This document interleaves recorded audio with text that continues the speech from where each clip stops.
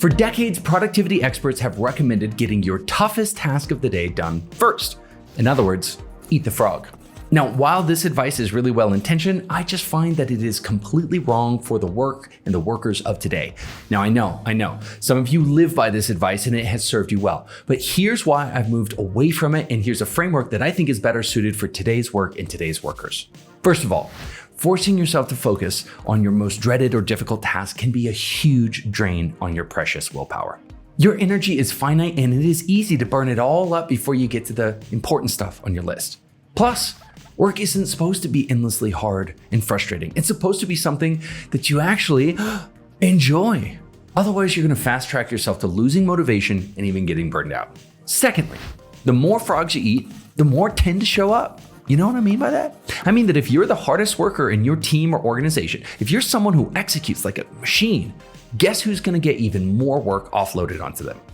You. That's not the goal, people. And ironically, it's not going to get you promoted any faster either.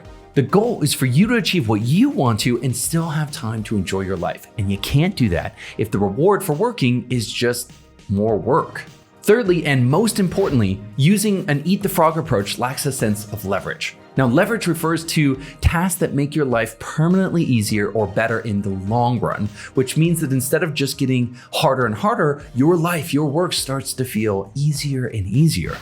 So the results just come faster. Now, in Brian Tracy's famous book, Eat the Frog, he does explain that these frogs should include an element of leverage. But unfortunately, since the publishing of that book, the general interpretation has become diluted down, and it really has just come to mean a tackle the hard thing first mentality.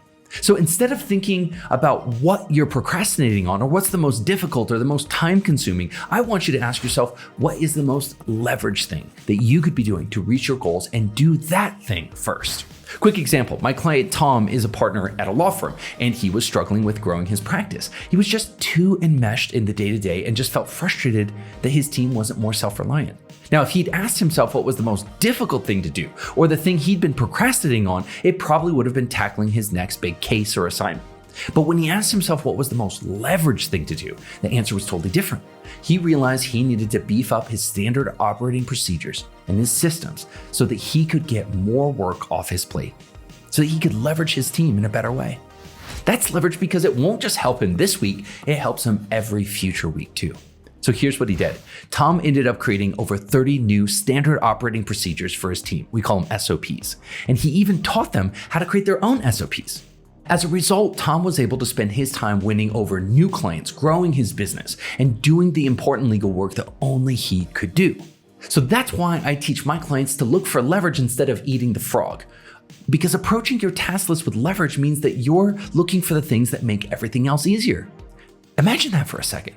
What if you did one big thing every day or every week that made your life easier? What if everything you touched for the next week became 1% better? I'll tell you what would happen. Instead of life feeling harder and harder on the road to success, life will start to feel easier and easier. When you do it right, it makes your progress go exponential. Leverage is the reason my clients can accomplish those long-term goals in far less time than they expected, even when they're juggling raising kids and managing multiple businesses or taking care of an elderly parent. It is as simple as that. So how do we do that? Well, to identify tasks that have the appropriate amount of leverage, we use Gary Keller's leveraging question. Quote, what can I do that makes everything else easier or unnecessary? What can I do that makes everything else easier or unnecessary? What a great question, as if you're passing a lighter baton to your future self. Now, I'm gonna be the first to admit, it is something that's easy to say and it's harder to do, but if it was easy, everybody would be doing it. Amazing. Well, guys, now I want to hear from you. Based on what you just learned, what is one leverage priority that you could accomplish next week? Let me know. Now, if you like this video, if you think we earned it, give it a thumbs up. And if you're really obsessed with human potential and just living your best life, consider subscribing to this channel. I'll see you in the next video.